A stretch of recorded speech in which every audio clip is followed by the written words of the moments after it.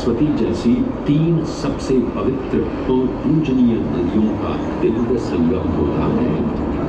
इन नदियों के संगम में स्नान करने एवं संगम का जल ग्रहण करने से मनुष्य मुक्ति का अधिकारी बन जाता है और इसमें किंचित भी संदेह नहीं है। ब्रह्म पुराण में ब्रह्मा जी भी कहते हैं कि प्रयाग में सरस्वती जी अदृश्य रूप में आकर गंगा जी से मिलती हैं। इसलिए इस क्षेत्र को सरस्वती तीर्थ संगम भी कहा गया है। सरस्वती नदी के अदृश्य रूप से मिलने के पीछे भी एक पौराणिक कथा सुनने को मिलती है। ऐसा माना जाता है कि बद्रीनाथ क्षेत्र की गुफाओं में जब वेद व्यास जी भगवान गणेश को महाभारत की कथा सुना रहे थे, तब उस क्षण सरस्वती जी हिम शिखरों से टकराते हुए अपना मार्ग बनाती हुई बड़ी ही तीव्र गति से बह रही थी।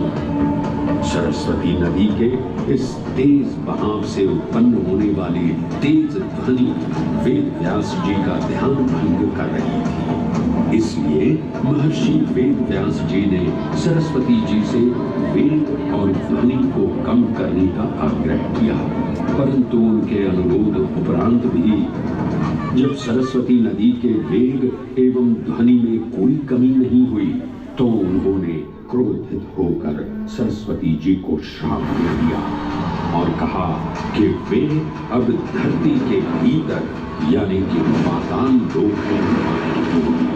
तब से ये माना जाता है कि हिम शिखरों से उद्गमित हुई सरस्वती नदी उत्तराखंड के माना गांव से आगे अपने अदृश्य रूप में प्रवाहित होती है। आगे चलकर यदि अदृश्य रूपी मां सरस्वती प्रयागराज में गंगा एवं यमुना नदी से मिलकर त्रिवेणी संगम को पूर्ण करती है। ये प्रयाग नगरी पवित्रता का उद्गम है, जिसके अंश हमें वेदों एवं पुराणों में भी मिलते हैं, जिनमें वर्णित है सुरों असुरों द्वारा हुआ समुद्र मंथन। अमृत प्राप्ति के लिए सुरों और असुरों ने एकजुट होकर क्षीर सागर का मंथन किया, जिसके संदर्भ में पुराणों में विभिन्न कथाएं देखने को मिलती हैं। उन्हीं कथाओं में एक कथा महर्षि दुर्वासा और इंद्रदेव से संबंधित है।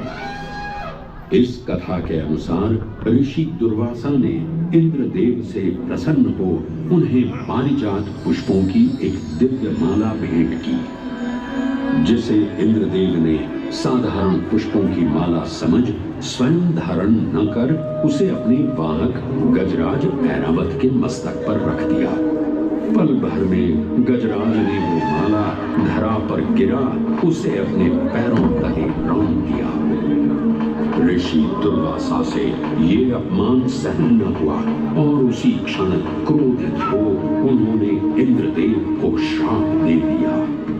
ये अहंकारी इंद्र, तेरा इतना दुस्साहस कि तूने मेरा अपमान किया। जिस वैभव एवं शौर्य पर तू इतरा रहा है, क्षण भर में ही तेरा ये वैभव, प्रतिष्ठा, शक्तियां सब नष्ट हो जाएंगी।